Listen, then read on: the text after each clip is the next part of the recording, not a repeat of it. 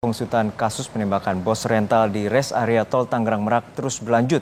Selain memeriksa 3 anggota TNI Angkatan Laut yang diduga terlibat, anak korban juga dimintai keterangan. Anak korban membantah adanya pengeroyokan sebelum penembakan terjadi.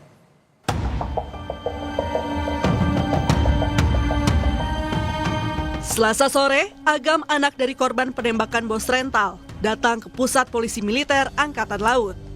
Agam bersama 7 orang saksi lain diminta menyampaikan keterangan terkait peristiwa penembakan bos rental yang menewaskan ayahnya. Agam menilai ada beberapa keterangan yang berbeda dari keterangan yang disampaikan pihak TNI Angkatan Laut. Salah satunya adanya aksi pengeroyokan hingga akhirnya anggota TNI menembak korban hingga tewas. Keterangan ini dibantah anak korban yang juga berada di TKP. Oh iya, waktu itu saya bilang adanya statement bahwa pengeroyokan 15 orang itu salah besar. Kasus ini harus terang benderang karena harus dikronologikan dari awal. Kalau tidak dari awal, jadi tidak sempurna Kak untuk kasus seperti ini. Malah kita dituduh sebagai pengeroyok gitu. Setelah kami menerangkan, ya akhirnya mungkin mereka sudah terbuka ternyata kasusnya seperti ini gitu. Tadi sempat ditemuin sama 3 orang dari TNI AL-nya yang oknum waktu itu atau gimana? Ya sempat diperlihatkan fotonya bahwa sudah ditahan juga. Berarti benar 3 orang itu? Betul Kak.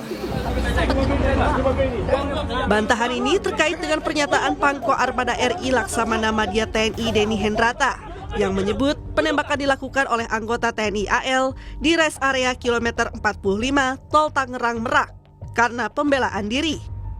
TNI AL menyebut sebelum menembak ketiga anggota TNI AL ini dikeroyok sehingga spontan mengeluarkan tembakan hingga menewaskan pemilik rental mobil Ilyas Abdurrahman. Bicara masalah SOP tadi, ya kan. Nah kalau saya dihadapkan kepada pengeroyokan, berarti kan sebetulnya kan sama-sama nggak tahu siapa yang akan mati, ya kan ya. Nah jadi kita saja kalau misalkan terdesak ya dikeroyok pasti akan mencari akan bela diri, ya kan? Akan mencari suatu benda yang mungkin bisa untuk membela diri, mengamankan. Nah ini mungkin digunakan ada senjata api. Sementara itu soal laporan korban yang ditolak oleh Kapolsek Cinangka, polisi menyatakan Propam Polda Banten menemukan adanya pelanggaran. Kapolda Banten menyebut polisi seharusnya bisa melakukan pendampingan, apalagi korban telah menyampaikan barang bukti yang diperlukan dalam laporan.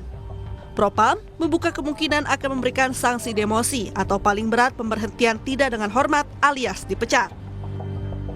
Seharusnya memang anggota kita itu melakukan pendampingan, tapi tidak dilakukan pendampingan karena anggota merasa kekuatannya sedikit, jadi tidak berimbang sehingga tidak melakukan pendampingan. Padahal seharusnya anggota kita bisa melakukan permintaan tambahan dukungan ke Polres misalnya, ya atau anggota reserse di Polsek itu sendiri, tapi itu tidak dilakukan, ya. Nah, sehingga dari hasil penyidikan Propam Polda Banten, ya, telah ditemukan adanya pelanggaran, ya, terhadap ketidakprofesionalan terhadap anggota Saudara Dery, ya, Andriani, yang sanksinya dapat kita demosi, bahkan yang terberat adalah bisa di PTDH.